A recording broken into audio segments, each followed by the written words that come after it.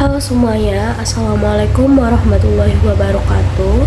Perkenalkan, nama saya Siti Hoirul Anwaria dengan NIM 24841302009. Di sini saya ingin menyelesaikan tugas akhir mata kuliah analisis sosial kritis yang akan mereview mengenai film dokumenter, yaitu dengan judul Pesta Babi Kolonialisme di Zaman Kita. Oke, ikuti terus ya. Bye-bye. Dalam film dokumenter Pesta Babi Kolonialisme di Zaman Kita menceritakan tentang kehidupan masyarakat adat Papua yang sedang berjuang mempertahankan tanah dan hutan mereka. Kami melihat bahwa tanah bagi masyarakat Papua bukan hanya tentang tempat tinggal, namun juga bagian dari kehidupan, budaya, dan warisan dari nenek moyang mereka. Dalam film ini menunjukkan bahwa ada perbedaan antara kepentingan masyarakat adat dengan pihak yang ingin memanfaatkan wilayah tersebut untuk pembangunan dan investasi. Kejadian atau peristiwa utama dalam film ini adalah perjuangan masyarakat adat Papua dalam mempertahankan tanah adat mereka yang mulai terancam oleh berbagai proyek pembangunan. Masyarakat mereka khawatir karena hutan yang selama ini menjadi sumber kehidupan mereka bisa menghilang.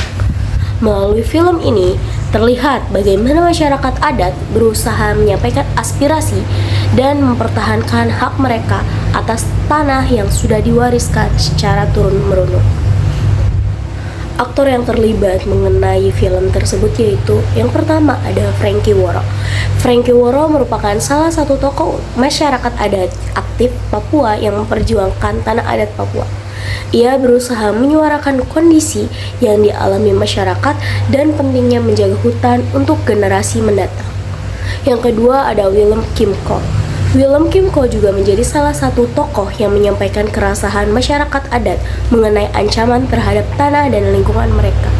Selain dua laki-laki tersebut, ada satu perempuan yaitu Yasinta Boywoon. Yasinta mewakili suara perempuan adat yang ikut memperjuangkan hak-hak masyarakat Papua serta menjaga keberlangsungan budaya mereka. Yang keempat ada masyarakat adat Papua. Masyarakat adat menjadi pihak yang paling merasakan dampak dari perubahan yang terjadi. Mereka bergantung pada hutan dan tanah untuk membutuhi kehidupan sehari-hari. Yang terakhir ada pemerintah dan perusahaan.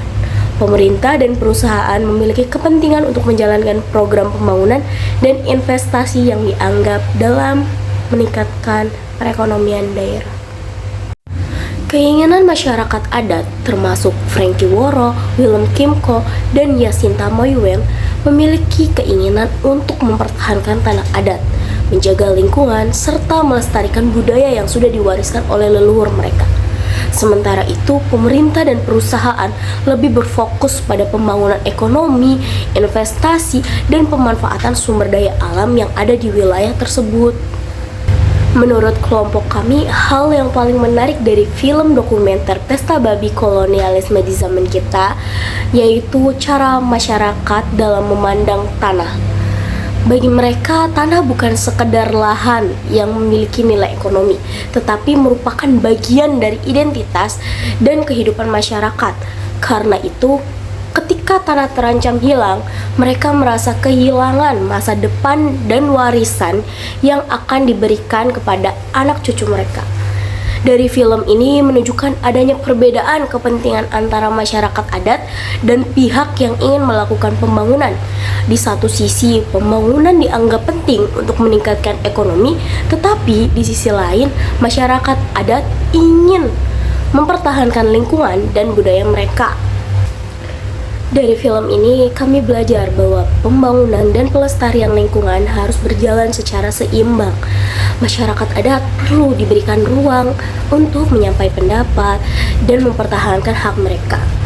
Menurut kami, pembangunan yang baik adalah pembangunan yang tidak menghilangkan identitas budaya dan kehidupan masyarakat yang sudah lebih dulu tinggal di suatu wilayah tersebut. Film ini memberikan pelajaran bahwa menjaga lingkungan dan menghargai hak masyarakat adat sama pentingnya dengan meningkatkan pembangunan ekonomi. Yang paling berkesan bagi aku yaitu ketika masyarakat adat menjelaskan bahwa hutan bukan hanya tempat mencari makan, tetapi juga bagian dari kehidupan mereka. Dari sini kami menyadari bahwa sebuah pembangunan tidak hanya harus dilihat dari keuntungan ekonominya, tetapi juga dari dampak terhadap manusia, budaya, dan lingkungan. Terima kasih.